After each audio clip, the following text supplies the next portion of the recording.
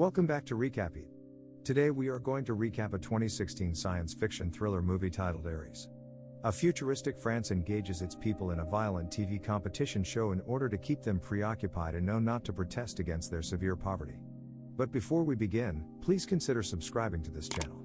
Now without wasting any further time, let's begin, shall we? The film is set in the future, when France engages its citizens in a violent TV competition show in order to keep them from rebelling against their crushing poverty. The world order will shift in the near future.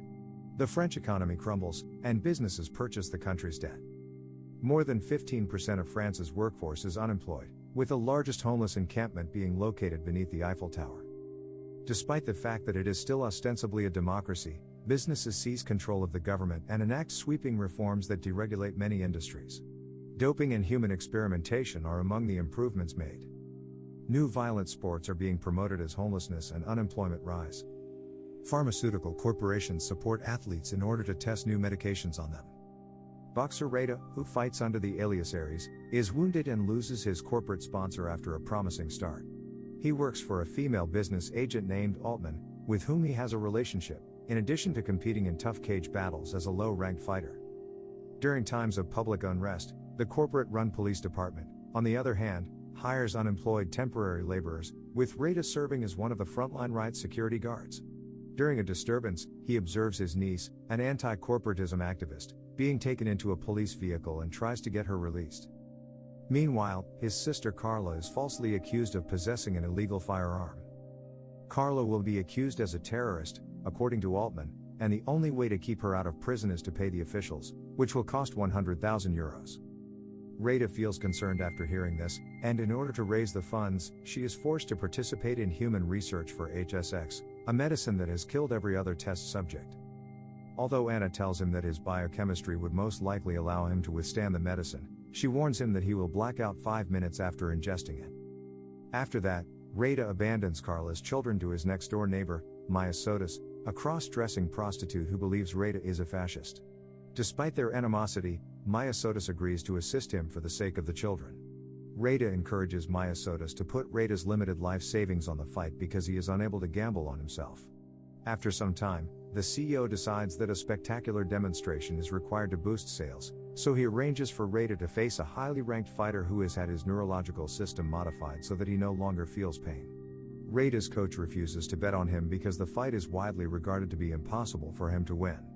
However, HSX performs admirably, and Reda triumphs at odds of 12-1. By utilizing Maya Sotis as a middleman, the drug becomes a sensation, and Reda makes enough money to set Carla free. She now dies in prison while attempting to save another convict, before he can. Altman promises to return the money after that, but Reda requests that she use it to find out who framed his sister. Anouk's boyfriend Boris, a hacker who supports the resistance, delivers material that implicates Reda's coach at the same moment. Reda abandons the children once more, this time with Maya Sotis. Reda loses his next bout in 17 seconds, and his previous victory is dismissed as a fluke. Things turn out to be as HSX sales collapse, leaving Reda's bus bankrupt. After that, while meeting with him, Reda discloses that he did not take the drug and threw the fight on purpose. Instead, he stored the medicine to give to his coach, who died shortly after being injected. Meanwhile, Anna tracks down Reda and informs him that she has ordered Altman to abduct Carla's children. She goes on to add that, while Altman genuinely cares about him, he is more concerned with making money. Reda hesitantly agrees to a demonstration in front of the corporation's board of directors. Altman, on the other hand, tells Anouk to phone Maya Sotis at Reda's place. Anouk tells Maya Sotis that Reda wants to thank him, which is unusual behavior for him. Maya Sotis now enlists Boris' hacking skills for assistance, which is suspicious. Boris and Maya Sotis then rescue the children and assassinate Altman. Reda steals HSX and throws the CEO out a window once they signal that they are safe. Anna's bodyguards, who are two genetically produced clones of the most formidable arena fighters, have an advantage over Reda at first. Anna, on the other hand, prevents them from killing him because he is needed for future medication studies. Reda is hampered by the fact that she must be taken alive, yet both of them die. With the 5-minute time limit approaching, Reda considers assassinating Anna, but instead helps Boris remotely hack into the corporation's computer. Boris discovers proof that HSX's medicine trials resulted in the deaths of over 30,000 people.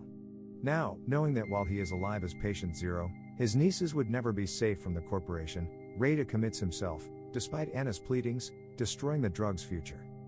Boris eventually takes over the advertising and media display system, revealing the full depth of HSX's unsuccessful medication trials and Rada's death.